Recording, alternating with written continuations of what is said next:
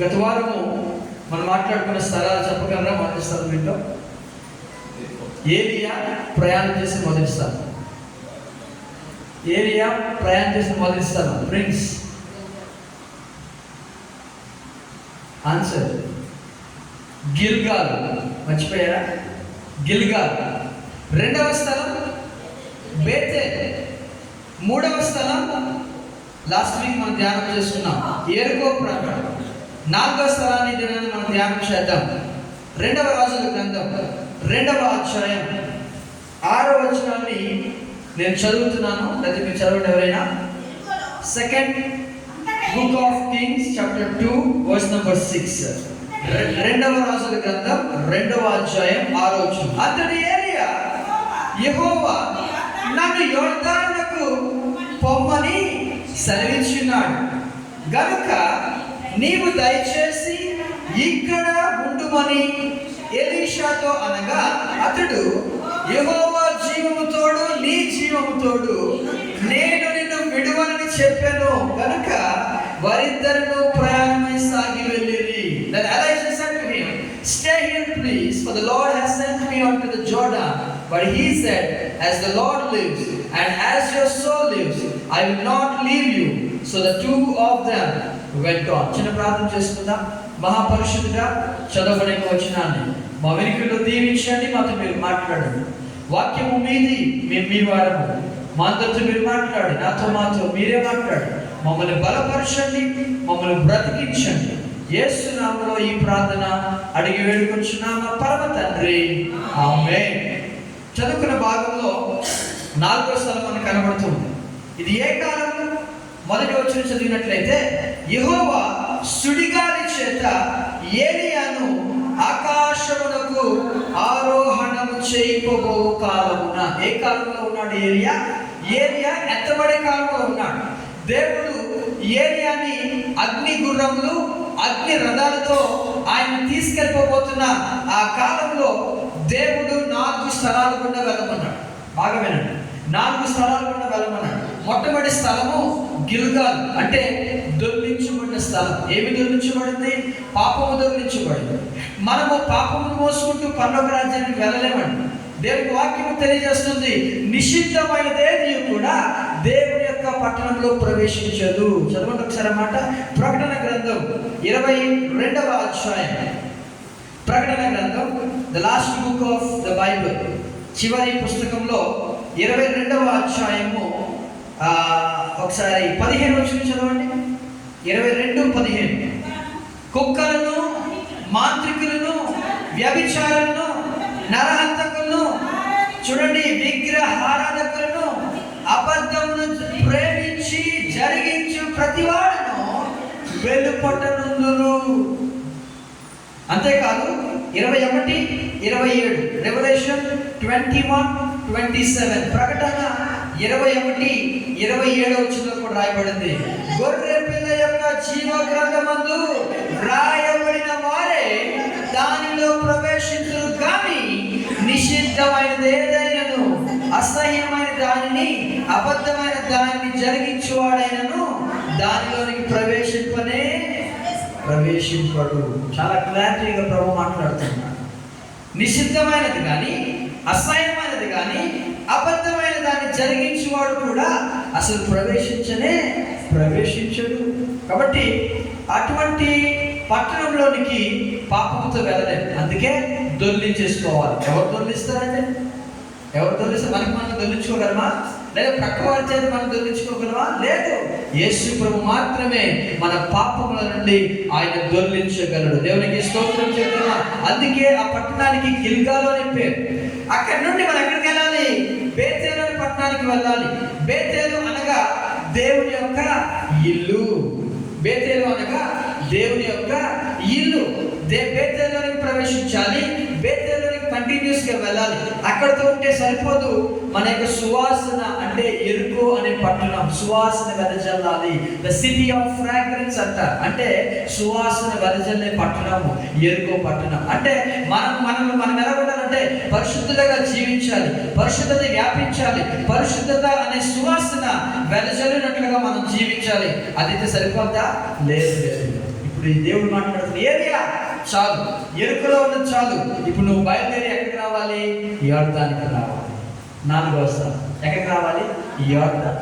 ఇప్పుడు మీరు ప్రశ్నించుకోండి, మీరు ఏ స్థలంలో ఉన్నారు? ఇంకా గిల్గాల్లో ఉన్నారా, లేదా బేతేల్లో ఉన్నారా, లేకపోతే ఎరుకలో ఉన్నారా, లేకపోతే 4వ స్థలము జోర్డాన్ అంటే యోర్దాను. ఇంతకీ యోర్దానికి లేకపోతే యోర్దాను యొక్క ప్రాముఖ్యత ఏంటి దేవుని వాక్యంలో? యోర్దాను అనగా మనకు గుర్తించేది ఏంటి తెలుసా? యోర్దాను నది గుర్తు వస్తుంది. ప్రవాహం, నది ఎలా ప్రవహిస్తుంది?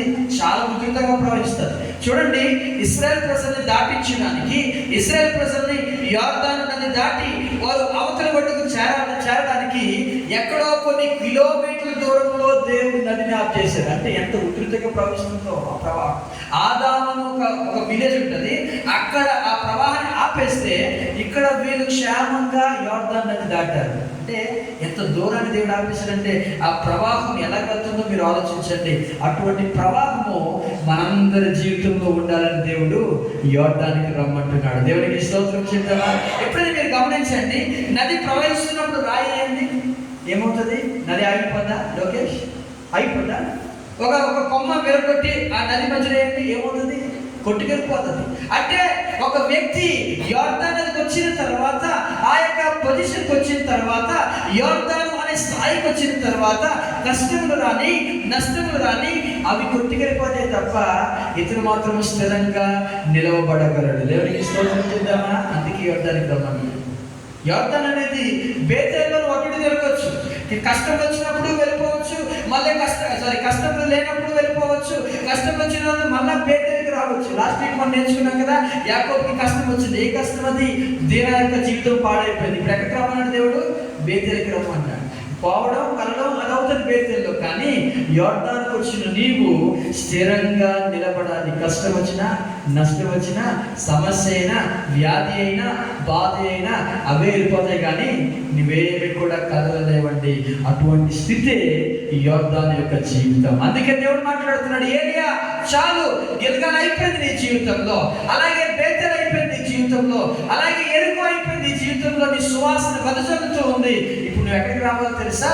నీవు యోర్దానికి రావాలి అంటున్నాడు ఎలీషా. దేవుడు నన్ను యోర్దానికి వెళ్ళమన్నాడు. ఎక్కడే ఉన్నాను? లేదయ్యా, యెహోవా జీవితోడు, నీ జీవితోడు, నువ్వు ఎక్కడికి వెళ్తే నేను అక్కడికి వచ్చేస్తాను. సరే అని చెప్పి ఇద్దరు కూడా ప్రయాణం చేశారు. మధ్యలో ఒక నది వచ్చింది. ఆ నదికి రాగానే ఏలియాకి ఇప్పుడు ఏం రావడం? అదేంటి, దేవుడు యోర్దానికి వెళ్ళమన్నాడు, యోర్దాను నీళ్లు బాగా ప్రవహిస్తున్నాయి అని భయపడిపోలేదండి. తన మీద దుప్పటి ఇలా కొట్టాడంతే నీళ్లు 2 పారైపోయాయి. గట్టిగా దేవునికి స్తోత్రం. నేను అర్థమని తెలుసా? మనము దేవుని యొక్క మాట ప్రకారం వెళ్తున్నప్పుడు, దేవుని హత్తుకొని మనము దేవుని యొక్క మాట విని వెళ్తున్నప్పుడు, ఎటువంటి కష్టం వచ్చినా, నష్టం వచ్చినా మన మీద అభిషేకము ఆ కాడిని వెరగొడుతూ ఉంది. దేవునికి స్తోత్రం చేద్దామా? హల్లెలూయా. అందుకే ఇక్కడ యోర్దాను అనగా ప్రవహించుట. అయితే యోర్దానికి ఒక 3 విషయాలు మీతో మాట్లాడి నేను ముగించాలని ఆశపడుతున్నాను. యోర్దాను అనేది ఒక ప్రవాహము. ఒక వ్యక్తి ఒక నది వలె ప్రవహించాలంటే 3 పనులు ఖచ్చితంగా చేయాలి. మొట్టమొదటిది తెలుసా? దేవునికి పూర్తిగా లొంగిపోవాలి. మళ్ళీ చెప్తున్నాను, దేవునికి పూర్తిగా లొంగిపోయే స్థలము ఈ యోర్దాను అనే ప్రాంతం. A place of surrender to God. దేవునికి పూర్తిగా లొంగిపోయే స్థలం. చదవండి ఒకసారి, ద్వితీయోపదేశకాండం 11వ అధ్యాయము 4వ వచనం చదవండి. డ్యూటెరోనమీ చాప్టర్ 13 వర్స్ నంబర్ 4. ద్వితీయోపదేశకాండం 11వ అధ్యాయము 4వ వచనం. మీరు మీ దేవుడైన యెహోవాకు లోబడి, ఆయనకే భయపడి, ఆయన ఆజ్ఞలను అనుసరించి, ఆయన మాట విని, ఆయనను సేవించి, ఆయన హత్తుకొని ఉండవలెను. ఎవరిని హత్తుకోవాలి? దేవుని హత్తుకోవాలి. అంటే ఇక పూర్తిగా లొంగిపోవాలి దేవునికి. పూర్తిగా అప్పగించడం కాదు ఇది. అప్పగించుకోవడం అంటే కొన్నిసార్లు కష్టం వచ్చినప్పుడు వెంటనే వెనక్కి వెళ్ళిపోతాం, నష్టం వచ్చిన వెనక్కి వెళ్ళిపోతాం. కానీ అతడు ప్రమాణము చేయగా నష్టము కలిగినను మాట తప్పుడంటే ఏ జీవితమో తెలుసా? యోర్దాను జీవితము. దేవునికి స్తోత్రము చెప్తామా? మీరు మీ దేవుడైన యెహోవాకు లోబడి, ఆయనకే భయపడి, ఆయన ఆజ్ఞలను అనుసరించి, ఆయన మాట విని, ఆయన సేవించి, ఆయన హత్తుకొని ఉండవలెను. ఇదండి మనం చేయాల్సిన పని అంటే దేవునికి పూర్తిగా ఏమవ్వాలి తెలుసా? లొంగిపోవాలి. అదే యోర్దాను జీవితం. యాకోబు ఉన్నాడు, మన దగ్గర తెలిసిన మాటే. ఆ వ్యక్తి గురించి మనం లాస్ట్ వీక్ కూడా మనం నేర్చుకున్నాం.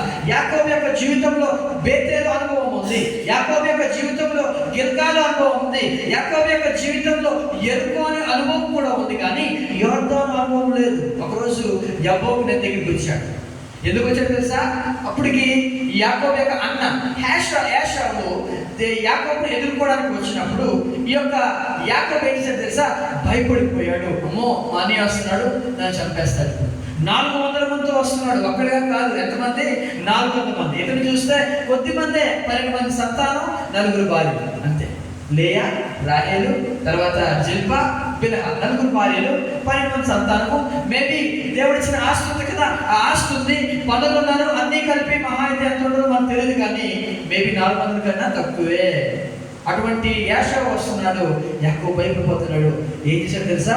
4 రకాల గుంపులుగా చేస్తాడు. మొట్టమొదటి గుంపు జిల్పాని పెట్టాడు, తన యొక్క కుమారుని పెట్టాడు.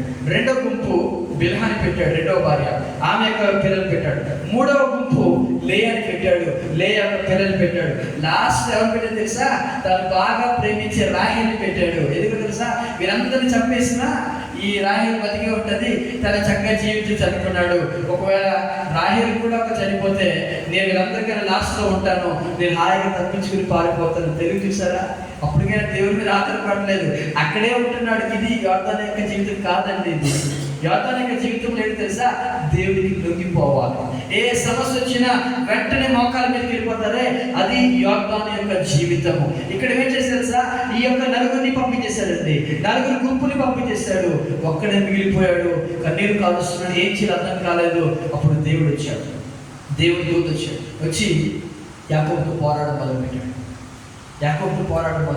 ఇప్పుడు ఎవరు గెలవాలి? దేవుడు గెలవాలా? యాకోబు గెలవాలా? ఎవరు గెలవాలి? దేవుడు గెలవాలి కదా, కానీ ఎవరు గెలిచారు తెలుసా? చదవండి. The book of Genesis chapter 32 verse 25. ఆదికాండము 32వ అధ్యాయము 25వ వచనం చదువుకుందాం. The book of Genesis chapter 32 verse 25. తాను అతనిని గెలవకుండుట చూచి తొడగూటి మీద అతన్ని కొట్టెను. అప్పుడు అతడు ఆయనతో పెనుగులాడుట వలన యాకోబు తొడ గూడు వసెను. ఇంగ్లీష్ లో రాయబడింది Genesis 32:25. Now when he saw that he did not prevail against him, he touched the socket of his hip, and the socket of his Jacob's hip was out of joint as he wrestled with him. ఎవరు గెలిచారంట? చదివారా? తాను అతనిని గెలవకుండా చూచి, అంటే ఎవరు ఓడిపోయినట్టుగా? ఎవరు ఓడిపోయారు? చాలాసార్లు మన జీవితంలో దేవుడు ఓడిపోతున్నాడు. కారణము యోర్దాను జీవితం లేదు. మనకు యోర్దాను జీవితంలో ఉన్న వ్యక్తి దేవుని గెలిపిస్తాడు, తాను ఓడిపోతాడు. దేవుని గెలిపిస్తాడు, కానీ యోర్దాను యొక్క అనుభవం లేదు యాకోబుకి. దేవుడిని కూడా పోరాడుతున్నాడు, దేవుడు మాట్లాడుతుంటే పోరాడుతున్నాడు. ఇప్పటికీ కూడా దేవుడు ఓడిపోతున్నాడు మన జీవితంలో. చెప్పమంటారా? పాస్టర్ గారు ఇక్కడ నిలబడి ఆరాధన 5 గంటల కంటే మనం ఎన్ని గంటలకు వస్తున్నాం? ఎవరు ఓడిపోతున్నారు? మీరే గెలుస్తున్నారు, ఆయన ఓడిపోతున్నారు. దేవుని యొక్క ఆరాధనలో ప్రార్థన చేయండి, స్తుతించండి పాస్టర్ గారు అంటే మనం హాయిగా అలా ఉన్నాం అనుకోండి. దేవుడు ఏం మాట్లాడుతున్నాడు? ఆరాధన చేయండి అంటున్నాడు, దాన్ని మహిమపరచండి అంటున్నాడు. మనం చేయకపోతే ఎవరు ఓడిపోతున్నాడు? అక్కడ ఎన్నిసార్లు మన జీవితంలో దేవుడు ఓడిపోతున్నాడు. దేవుడు అక్కడ మాట్లాడుతున్న మాట వినండి. యాకోబు, మీ అన్నీ వస్తున్నారు కదా, సమాధాన పడు అంటున్నాడు దేవుడు. ఏదయ్యా సమాధాన పడడం, నాలో బలం ఉంది అని పోరాడుతున్నాడు. ఇంకా పోరాడుతున్నాడు. దేవుడు అన్నాడు, లేదు నువ్వు సమాధాన పడాలి ఏశావుతో. లేదయ్యా నేను సమాధాన పడడం, తప్పంతా ఆడిదే, నేను ఎందుకు సమాధాన పడాలి? తప్పేది ఏశావు అన్నాడు. ఎందుకు? ఏశావు చెప్పడానికి వచ్చాడు నన్ను. దేవుడు మాట్లాడుతున్నాడు, యాకోబు వినట్లే. యాకోబు వినట్లే. వెంటనే ఒక చెయ్యి తీసుకున్నాడు, టప్పని ఎక్కడ కొట్టాడు తెలుసా? యాకోబు యొక్క తొడ మీద కొట్టాడు దేవుడు. ఆ తొడ అంతా కూడా జాయింట్ ఊడిపోయిందంట. ఇంగ్లీష్లో రాయబడింది, ఆ తొడ యొక్క గూడు వసిలిపోయింది. ఆ యొక్క కుంటుకుంటూ నడవడం ప్రారంభించాడు. దేవుడు కొన్నిసార్లు మాట్లాడతాడు, వినలేదా? ఖచ్చితంగా దెబ్బ వేస్తాడు. ఆ దెబ్బకి నువ్వు సెట్ అయిపోవాలి. దేవునికి స్తోత్రం చెప్తామా? సెట్ అయిపోయిన సంఘం ఏమైంది తెలుసా? దేవుడు యాకోబుని ఎంత ఇచ్చాడంటే, ఒకరోజు యోసేపు తండ్రి అయిన యాకోబుని పిలిపించుకున్న తర్వాత ఫరో యొక్క సన్నిధికి తీసుకెళ్ళాడు. ఫరో యొక్క రాజమందిరం తీసుకెళ్ళాడు. ఆ ఫరో సింహాసనం మీద కూర్చుంటే ఈ యాకోబు లేచి ఆ ఫరోని చేతులెత్తి దీవిస్తాడు. అంటే ఎవరు ఇప్పుడు గొప్ప? ఫరో గొప్ప, యాకోబు గొప్ప? దీవించినాడు గొప్ప కదా.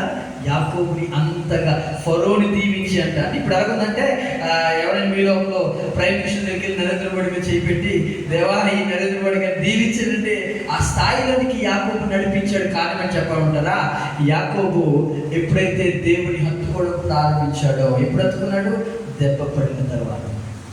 దెబ్బ పడకముందే నువ్వు హత్తుకుంటే నీ జీవితంలో ఆశీర్వాదం ఉంటుంది. కానీ దెబ్బ పడిన తర్వాత, ఒక దెబ్బ పడిన తర్వాత తొడంతా కూడా వసిలిపోయింది, జాయింట్ ఊడిపోయింది. అక్కడ రాయబడిన మాట తెలుసా? మీరు ఇంటికి వెళ్ళి చదవండి, ఎబ్రీ పత్రికలో ఉంటుంది. ఒక కర్ర పట్టుకొని అవసాన కాలం అంతా, అంటే ముసలోడు ఆ టైంలో ఎంత వయసు తెలుసు కదా, ఆ యొక్క వయసు అంతా కూడా కర్ర పట్టుకుని ఆడడం ప్రారంభించాడు. కారణం ఏంటి తెలుసా?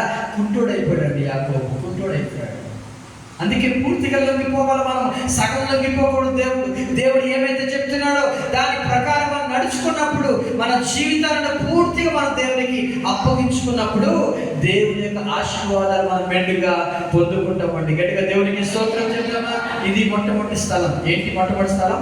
పూర్తిగా లొంగిపోవాలి. we have to surrender our lives fully. పూర్తిగా, సగం కాదు, పూర్తిగా దేవుని కంట్రోల్కి వెళ్ళిపోవాలి. దేవుడే అన్నట్టుగా మనం జీవించాలి. దేవుడే నా జీవితంలో నడిపించాలి. ఏది వచ్చినా పర్వాలేదు, నేను ఆయన మాట ప్రకారం నడుస్తాను అంటమే అదేనండి యోర్దాను యొక్క జీవితము. దేవునికి స్తోత్రము చెప్తామా? రెండవది ఏంటి తెలుసా? It's a place of sacrifice for God. దేవుని కొరకు త్యాగం చేయు స్థలం అండి. చదవండి, హెబ్రీ పత్రిక 9వ అధ్యాయం 26వ వచనం. Hebrews 9:26. The book of Hebrews chapter 9 verse 26. Hebrew పత్రిక 9:26. అట్లైనగా జగత్తు పునాది వేయబడినది మొదలుకొని ఆయన అనేక పర్యాయములు శ్రమ పడవలసి వచ్చును. అయితే ఆయన యుగముల సమాప్తి అందు తను తానే బలిగా అర్పించుకున్న వలన పాప నివారణ చేయుటకై ఒక్కసారే ప్రత్యక్షపరచబడెను. He that would have had to suffer often since the foundation of the world, but now once at the end of the ages he has appeared to put away sin by the sacrifice of himself. అంటే తన్ను తానే బలిగా అర్పించుకున్న వలన పాప నివారణ చేయుటకై ఒక్కసారే ప్రత్యక్షపరచబడెను. Sacrifice. యేసు ప్రభువును సిలువలో చేసిన త్యాగము నిజంగా చాలా అద్భుతమైనది. ఎవరైనా చేయగలరా అలాగా? మనం ఇంకా పాపులమై ఉండగానే క్రీస్తు మన కొరకు చనిపోయాను. ఒక మంచోడి కొరకు ఎవరైనా మరణిస్తారు, చెడ్డోడి కొరకే పోతే అంటారు కదా. మనందరం కూడా చెడ్డవారుగా ఉన్నప్పుడు, మనందరం కూడా పాపులమై ఉండగానే క్రీస్తు ప్రభువారు మన కోసము చనిపోయారంటే ఇట్స్ ఎ సాక్రిఫైస్. అది త్యాగం చేశాడు మన కోసము. మంచుల కోసం త్యాగం చేస్తా, చెడ్డల కోసం త్యాగం చేస్తామా? చెయ్యం. కానీ ఎవరు చేశారు? యేసు ప్రభువారు చేశారండి. అదే యోర్దాను యొక్క జీవితం. యేసు ప్రభువారి యొక్క పరిచయం ఎక్కడ ప్రారంభమైంది? ఆయన 30 సంవత్సరాలు వచ్చేసరికి యోర్దాను నదికి వెళ్ళాడు. యోహాను యొక్క బాప్తిస్మం ఇచ్చి యోహాను చేత బాప్తిస్మం తీసుకున్నాడు. ఎక్కడ? యోర్దాను నదిలో. అక్కడ ప్రారంభమైపోయిన జీవితము నిజంగా దేవునికి ప్రీతికరమైన యోర్దాను జీవితముగానే యేసు ప్రభు యొక్క జీవితం గడిచిందండి. దేవునికి స్తోత్రం చేద్దాం. ఎన్ని కష్టాలు వచ్చాయి, ఎన్ని నష్టాలు వచ్చాయి. 3.5 సంవత్సరాలు అనేకమైన ఇబ్బందులు వచ్చాయి. అనేక సార్లు శిష్యులు కూడా వారు విడిచిపెట్టడానికి ఇష్టపడ్డారు యేసు ప్రభుని. ఒకరోజు కొంతమంది ఆయన విడిచిపెట్టి వెళ్ళిపోయారు. అయ్యా, నీ యొక్క బోధ నాకు నచ్చలేదు. ఆయన అన్నాడు, నా శరీరం తిని నా రక్తం త్రాగాలి అన్నాడు ఆయన. ఆ మాటకి ఎక్కువ మంది, అనేకులు వెళ్ళిపోయారని బైబిల్ చెప్తుంది. వారందరూ వెళ్ళిపోతుంటే ఆయన అలా చూస్తున్నాడు తప్ప ఏం మాట్లాడలేదు. ఆ 12 మంది అన్నాడు, మీరు కూడా వెళ్ళిపోవాలనుకున్నారా? ఎన్ని కష్టాలు అనుభవించారు. ఒకరోజు ఆయన కొండపేట వరకు తీసుకెళ్ళిపోయారు. ఇంత రాళ్ళు తీసుకుని కొట్టాలి అని ఆయన కొండపేట వరకు తీసుకెళ్ళిపోయారు. అయినా కూడా దాగి అక్కడి నుండి బయటకు వచ్చేసారు. ఒకరోజు దేవాలయంలో ఉన్నప్పుడు ఆయన రాళ్ళు తీసుకుని కొట్టాలని చెప్పారని ఆయన మీదికి రాళ్ళు కొట్టడానికి యుద్ధానికి వచ్చినప్పుడు ఆయన దాక్కుని అక్కడి బయటకు వచ్చేసారు. ఆయన జీవితం అంతా కూడా సాక్రిఫైస్ అంటే త్యాగపూరితమైన జీవితముగా జీవించాడండి. మన జీవితాలు జీవించగలుగుతున్నామా? దేవుని కొరకు త్యాగం చేసే అటువంటి జీవితాలు కావాలి. యోసేపు ఉన్నాడు. యోసేపు ఎంత త్యాగం చేసిన మనందరికీ తెలుసు. యోసేపు యొక్క జీవితంలో ఎన్ని కష్టాలు, యోసేపు యొక్క జీవితంలో ఎన్ని నష్టాలు. ఒకరోజు అన్నలందరూ కలిసి గోతిలో పడేశారు యోసేపును. అక్కడ లేపిన తర్వాత అమ్మేశారు ఇష్మాయేలీకి. అక్కడ నుండి ఐగుప్తుకి అమ్మివేయబడ్డాడు. అక్కడ నుండి ఫరో ఇంటిలోకి వచ్చాడు. అక్కడ కూడా రాణి అయినా ఆమె ఏం చేస్తుంది తెలుసా? యోసేపు మీద నింద మోపి జైల్లో పడవేసింది. జైల్లో 2 సంవత్సరాలు ఉన్నాడు. ఏడుస్తున్నాడు, కన్నీరు కారుస్తున్నాడు. యోసేపు యొక్క జీవితం అంతా కూడా త్యాగం. ఎవరి కోసం త్యాగం చేశారు తెలుసా? తన ఇంటి వారి కోసం. వారందరికీ భోజనం లేదు. ఒకరోజు కరువుతో ఉన్నప్పుడు యాకోబు అంటాడు, రే ఐగుప్తులో ఆహారం ఉందంట, మీరు వెళ్ళి ఆహారం కొనుక్కొని రండి అన్నప్పుడు ఆ అన్నలందరూ కూడా లేచి అక్కడికి వెళ్తారు. చూస్తే ఎవరుంటారు తెలుసా? అక్కడ యోసేపు అక్కడ కూర్చుని ఉంటాడు. వారికి ధాన్యాన్ని అమ్ముతాడు. వారి మీద డబ్బులేమి తీసుకోలేదు. వారిని ప్రేమిస్తాడు. అంటాడు, ఇగో ఈ యొక్క ప్రాబ్లం రాబోతుంది కాబట్టి దేవుడు నన్ను ముందుగా నడిపించాడు. కానీ మామూలుగా వచ్చాడు యోసేపు. మామూలు తీసుకురావచ్చు కదా దేవుడు? ఎడారిలో కావాలి ఎందుకు తీసుకురావాలి? నార్మల్ రోడ్లో తీసుకురావచ్చు కదా? లేదు, త్యాగపూరితమైన సేవ యోసేపు యొక్క జీవితంలో మనం నేర్చుకోవచ్చు. దేవునికి స్తోత్రం చేద్దామా? దేవుడు కొన్నిసార్లు మనల్ని మొలబాటులో నడిపిస్తాడు. కారణం చెప్పమంటారా? ఆ తర్వాత అసలైనది ఉంది. గొప్ప మేలులు ఉపకారం మనం పొందుకోబోతుంది. అందుకే ఆ త్యాగం మనం చేయాలి. ఆ త్యాగంలో మనం ముందుకు వెళ్ళాలి. యోసేపు యొక్క త్యాగము మనకి ఏం నేర్పిస్తుంది తెలుసా? ముందుగా శ్రమ ఉంటుంది, కానీ తర్వాత ఏముంటుంది తెలుసా? కిరీటం ఉంటుంది. ముందు సిలువ ఉంటుంది, తర్వాత మహిమ ఉంటుంది.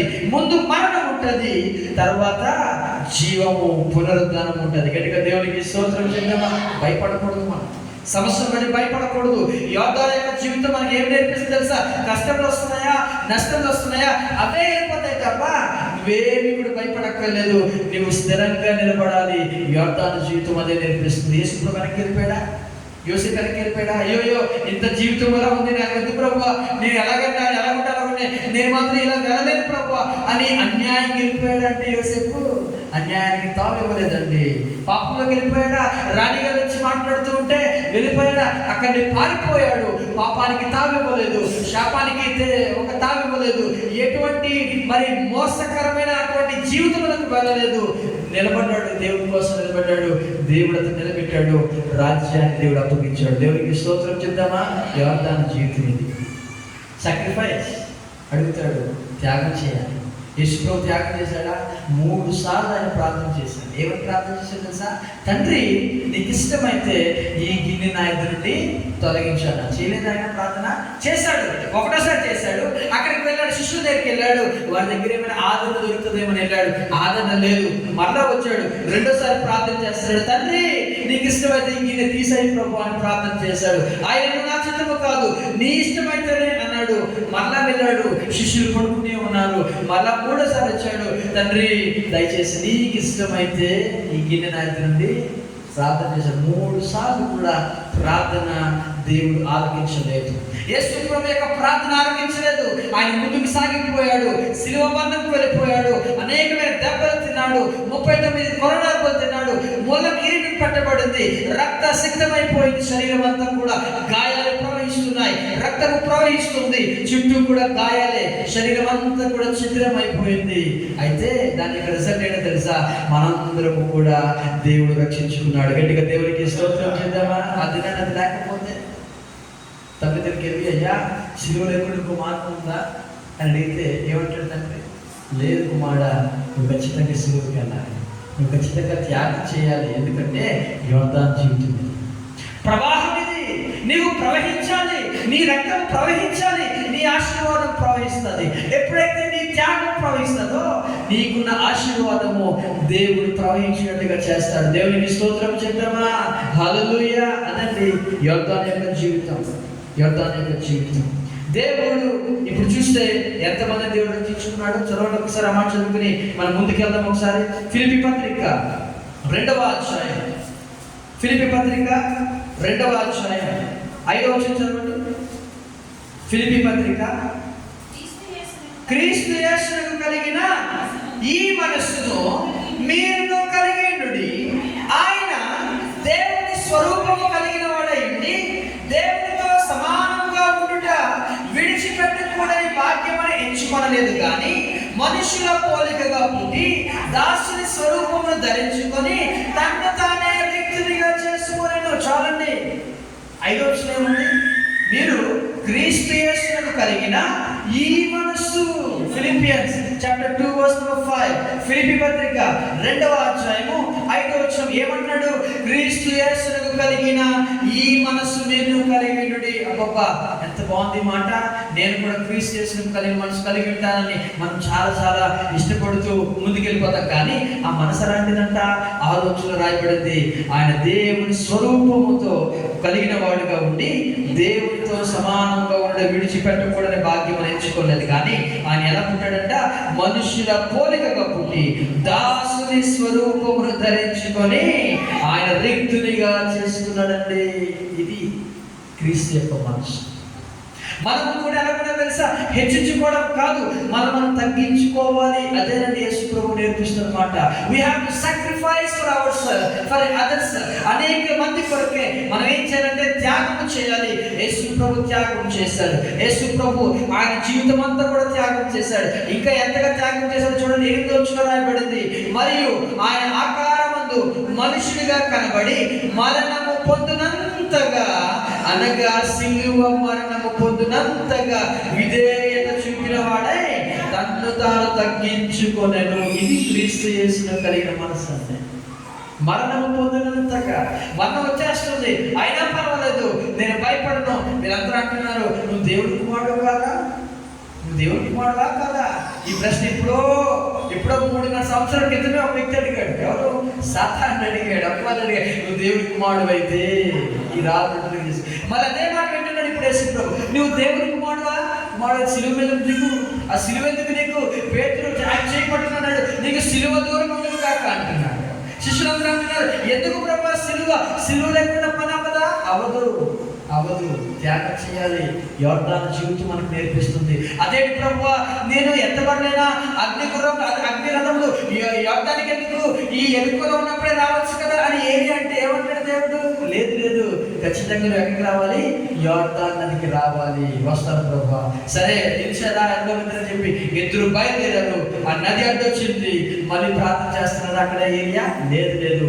తన దగ్గర అభిషేకము దుప్పటితో కొట్టాడు. ఆ నీరేమైంది తెలుసా? 2 పాయలుగా అయిపోయింది. దేవుడికి స్తోత్రం చెందామా? దేవుడు మన మీద అభిషేకం ఉంచాడండి. దేవుడు మన మీద తన ఆత్మ ఉంచాడు. ఆ ఆత్మ అనుసరించి మనం ఏం చేయాలి తెలుసా? దేవుడి కొరకు ముందుకు సాగిపోవాలి.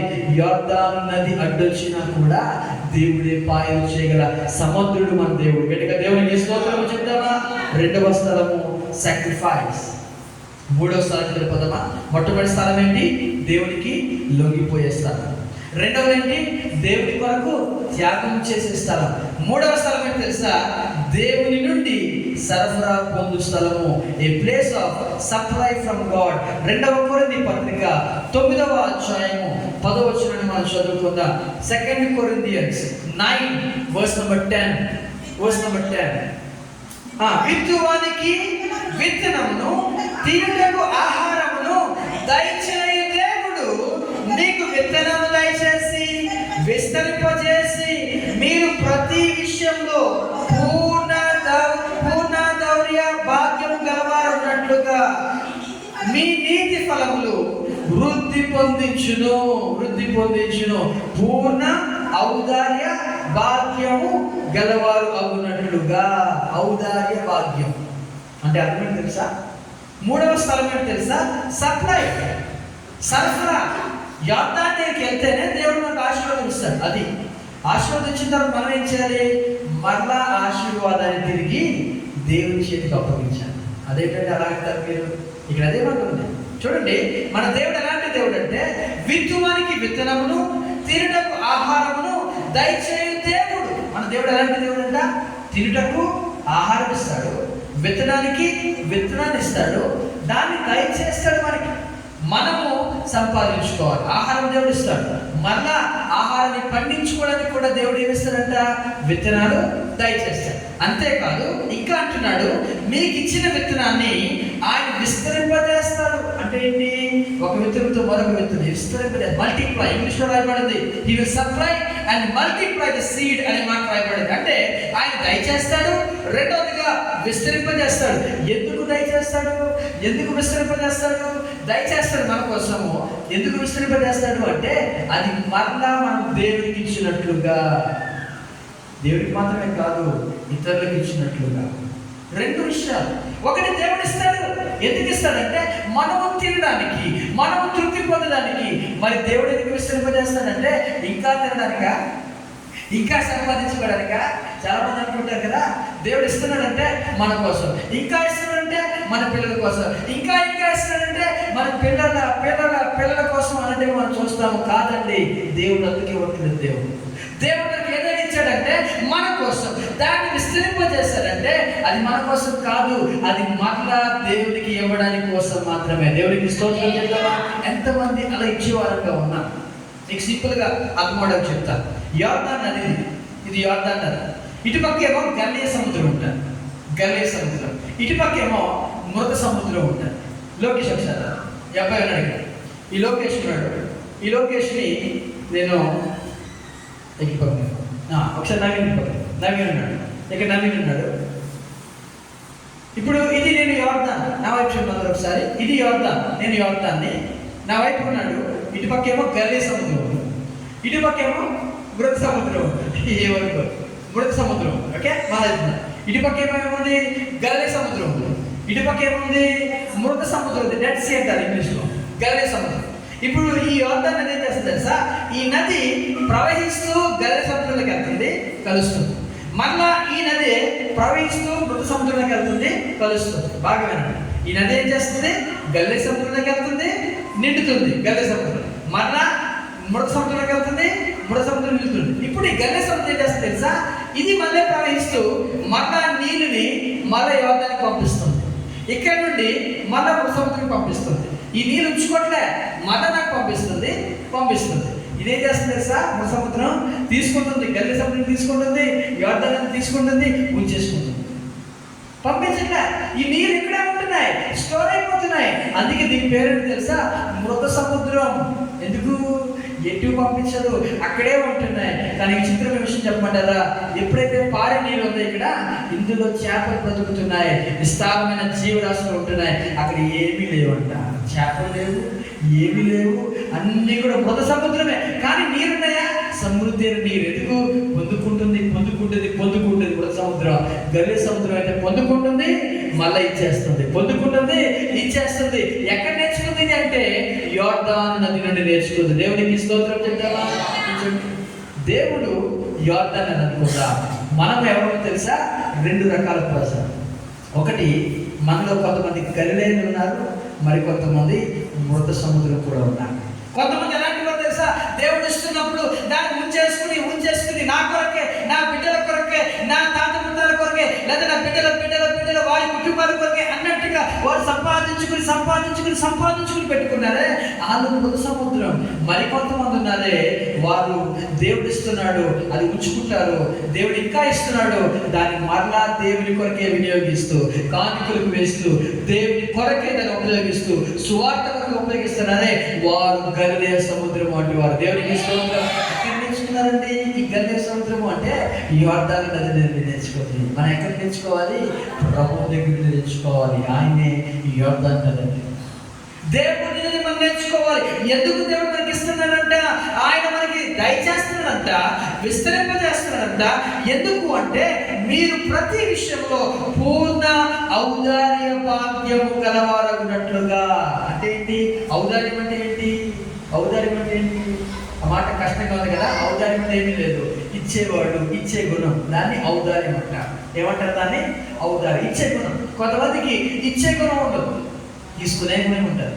ఇచ్చే గుణము ఉండదంట. జలగకంట ఇద్దరు కుమార్తెలు ఉన్నారంట. వారు అంటారంట ఇమ్ము అంటారంట. ఇద్దరు కుమార్తెల పేరు కూడా మంచిగా పేరు పెట్టింది. ఏమంట? ఫస్ట్ కుమార్తె పేరు ఇమ్ము, రెండో కుమార్తె పేరు కూడా ఇమ్ము అనే. Give give give give. కొంతమంది ఉంటారు, అలాంటి వారు అంటే మృత సముద్రం లాగా, నాకు ఇవ్వు, ఎవరిదన్నది నీ నీళ్ళు నాకు ఇవ్వు, గల్లే సముద్రమా నీ నీళ్ళు నాకు ఇవ్వు, కానీ నేను మాత్రం ఎవరికి కూడా ఏం చేయను, ఇవ్వను.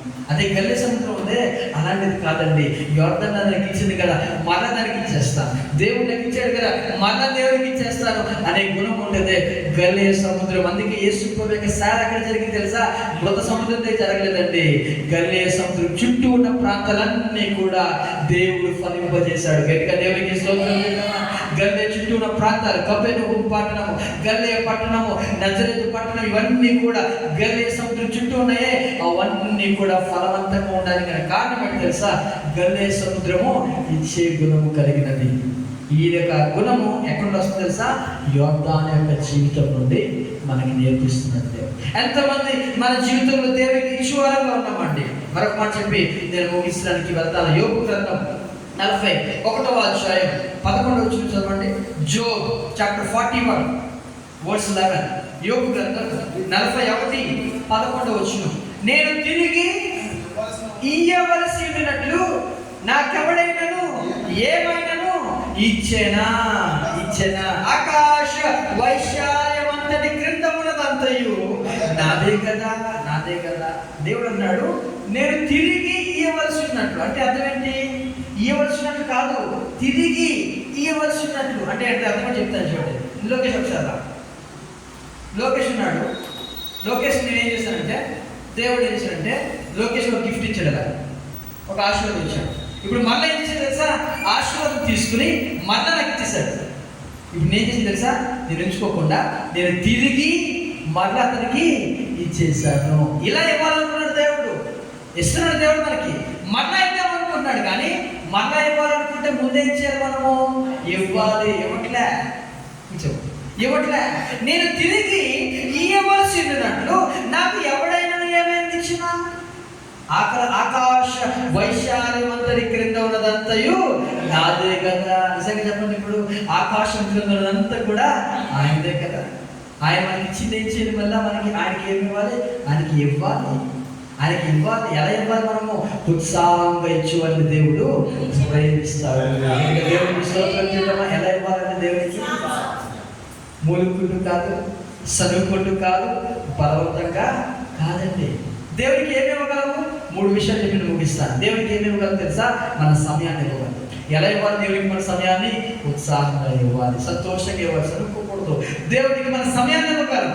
రెండవదిగా దేవుడికి మన యొక్క టైం ఇవ్వగలము. టాలెంట్స్ అంటే తలాంతులు మనం దేవుడికి ఇవ్వగలము. మనకున్న తలాంతులు, పాటలు పాడే తలాంతులు, లేదా వాయిద్యం వాడే తలాంతులు, ఇవి దేవుడికి మనము ఇవ్వగలము. మూడవదిగా మన యొక్క వస్తువులు అంటే కానుకలు దేవుడికి మనము ఇవ్వగలము. దేవుడికి ఇచ్చేవి ఖచ్చితంగా మనం ఏమి ఇవ్వాలి? దేవుడికి ఇవ్వాలి. కైసరికి ఇవ్వాలి. కైసరికి ఇవ్వాలి. దేవుడికి ఇవ్వాల్సినవి దేవుడికి ఇవ్వాలి.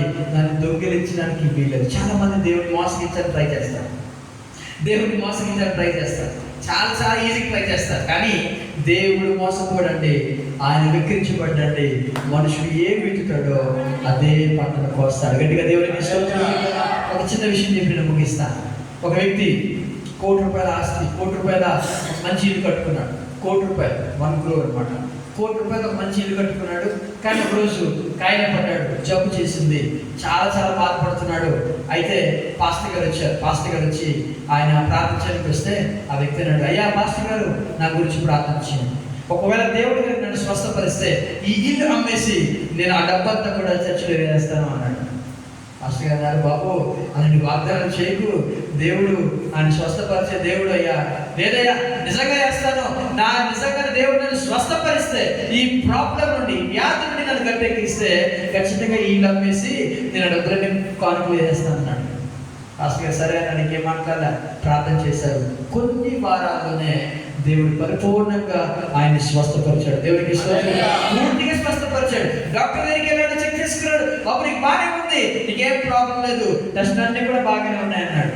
చాలా సంతోషపడ్డాడు. ఇప్పుడు మనకు దిగులు పట్టుకుంది. ఏంటది? ఏమన్నాడు? వాగ్దానం చేశాడు. దేవుడికి వాగ్దానం చేశాడు కదా, ఇల్లు అమ్మేస్తానని. నిజంగా అమ్మేయడానికి ట్రై చేస్తున్నాడు. ఒక పేపర్ ఉంటుంది కదా, న్యూస్ పేపర్లో ఒక యాడ్ రాశారు. ప్రకటన చేయించాడు. ఏం తెలుసా? నా ఇల్లు అమ్మబడును ₹1 మాత్రమే అని ప్రకటన చేసింది. ఎంతకంట? ఎంత అంట? ₹1 ఇల్లు వేస్తున్నాడు. ఎంత? ₹1. అందరూ కూడా చదువుకున్నారు. ఆ ప్రకటన చేసి చాలా మంది వచ్చేసారు, జనాలు వచ్చేసారు. వచ్చేసిన తర్వాత అన్నా, నిజమేనా ఈ ఇల్లుని ₹1 అమ్ముతున్నావా? అవునండి, ₹1 అమ్ముతున్నా. అయితే నేను కొనుక్కుంటా అని అందరూ చేయలేదంటే ఒక కండిషన్ అన్నాడు. అందరూ కూడా ఆగిపోయారు. ఏంటి తెలుసా కండిషన్? ఈ ఇల్లు కొనుక్కున్నవాడు నా కుక్కను కూడా కొనుక్కోవాలి. నా కుక్క ఖరీదు ₹1,00,00,000 అన్నాడు. ఫిట్టింగ్ చూసారా? ఏమన్నాడు? నా ఇల్లు ఖరీదు ₹1 ఇచ్చేస్తాను, రిజిస్ట్రేషన్ పేపర్ అంతా కూడా చేస్తాను, నా కుక్క కూడా కొనుక్కోవాలి, కుక్క ఖరీదు ₹1,00,00,000 అన్నాడు. ఇంకా అందరూ కూడా విసుకుంటూ చేతుల నుంచి వెళ్ళిపోతుంటే ఒకడు మాత్రము, అయ్యా మీ కుక్కలు కూడా నేను కొంటాను, మరి ఇప్పుడు నాకు దగ్గర డబ్బులు లేవు, నేను డబ్బులు తేలేదు, ఇంటి దగ్గర ఉన్నాయి, కానీ మార్నింగ్ ఇస్తాను, ఇప్పుడు ₹1 ఇస్తాను, ఆ ఇల్లు నా పేరు రిజిస్ట్రేషన్ చేయన్నాడు. నిజంగా కొంటావా? నిజంగా కొంటాను, నా దగ్గర ఉన్నాయి అనగానే వెంటనే రిజిస్ట్రేషన్ అంతా కూడా చేయించాడు. ఆ ఇల్లు అంతా కూడా అతని పేరు మీద ట్రాన్స్ఫర్ చేసేసాడు. ₹1 ఇచ్చేసాడు, వెళ్ళిపోయాడు. మార్నింగ్ వస్తాను, ఆ కుక్కను రెడీగా ఉంచు, నీ ₹1,00,00,000 ఇచ్చేస్తా అన్నాడు. ఇతను ఈ నైట్కి వెళ్ళి పడుకున్నాడు. లోపల అనుకున్నాడు, దేవుడికి ఇద్దాం అనుకున్నాడు కదా, ఇప్పుడు ఎంత ఇవ్వాలి దేవుడికి? ₹1. కారణం ఇల్లు అమ్మిన డబ్బులు ఎంత? ₹1,00,00,000 కాదు, దేవుడికి ఇవ్వాల్సింది ₹1. తన కుక్క మాత్రం నాది కదా, ఈ ₹1,00,00,000 హాయిగా ఉంచుకుంటాను, నేను మళ్ళీ ఇల్లు కట్టుకుంటాను అనుకున్నాడు. మానవుల యొక్క ప్లాన్ చూసారా? మానవుడి తెలివి చూసారా? అనుకున్నాడు. ఆ నైట్ అంతా కూడా కళ్ళు కట్టినాడు. దీనికన్నా శ్రేష్టమైనది కట్టాను, దీనికన్నా లగ్జూరియస్గా ఇల్లు కట్టుకుంటాను అనుకున్నాడు. హాయిగా నిద్రపోయాడు. మార్నింగ్ లేచాడు, మార్నింగ్ రెడీ అయ్యాడు. అతను వచ్చాడు, సూట్ కేసుతో వచ్చాడు. అయ్యా నాకు ₹1,00,00,000 తీసుకొని చెప్పి ఆ టేబుల్ పెట్టాడు. ఏది? కుక్క తీసుకురా అన్నాడు. లోపలికి వెళ్ళాడు పనుడితో. ఆ లోపలికి కుక్కర్ తీసుకురా అంటే లోపలికి వెళ్ళేసరికి ఆ కుక్క చచ్చిపోయి అక్కడే ఉన్నది. అతను నుంచి అన్నాడు, అయ్యా సారీ సార్, కుక్క చచ్చిపోయినాను. కానీ ఈ వ్యక్తి అన్నాడు, నాకు చచ్చిపోక నాకు అక్కర్లేదు, మర్యాదగా ఇది ఖాళీ చేసి మీరు బయటకు వెళ్ళిపోండి అని ఆ వ్యక్తి చెప్పాడు. ఆ వ్యక్తి బయటకు వచ్చాడు. ఏం చేయాలి అర్థం కాలేదు. ఏదో పూరు గుడిసెలో కూర్చున్నాడు. ఆ దిగాలతో ఆ యొక్క వ్యక్తి అలాగే చనిపోయాడు. ఎందుకు ఈ మాట చెప్పానంటే, మోసపోకుడి, దేవుడు విక్రించబడు. మనుషులతో ఆటలాడచ్చు కానీ దేవుడితో మనము ఆటలాడలేమండి. యోర్దాను జీవితంలో ఉన్న వ్యక్తి ఆటలాడలేడు. వాడేం చేసి తెలుసా? దేవుడు విక్రించబడ్డాడు. మనుషుడు ఏమైతే విత్తుతావో అదే పంట నీకు మళ్ళా వస్తుందండి. దేవునికి స్తోత్రం చెప్పాలి. సంతోషంగా కూడా ఎందుకు దుఃఖం వేస్తాం మనము అంటే ఎందుకు తెలుసా? మనం దేవునికి ఇవ్వట్లేదు, పాస్టర్ గారికి ఇస్తున్నామనే ఆలోచన ఉంటుందే, ఆలోచన పనికిరాదండి. దేవుడికి ఇస్తున్నామనే ఒక ఆలోచన ఉంటే నిజంగా అంటాను, దేవుడు మళ్ళా నీకు అనుగ్రహిస్తాడు. తల వచ్చుదామా, కళ్ళు మూసుకుందామా, చిన్న ప్రార్థన చేసుకుందాం. ప్రతి ఒక్కరు కూడా తల వచ్చుదాం.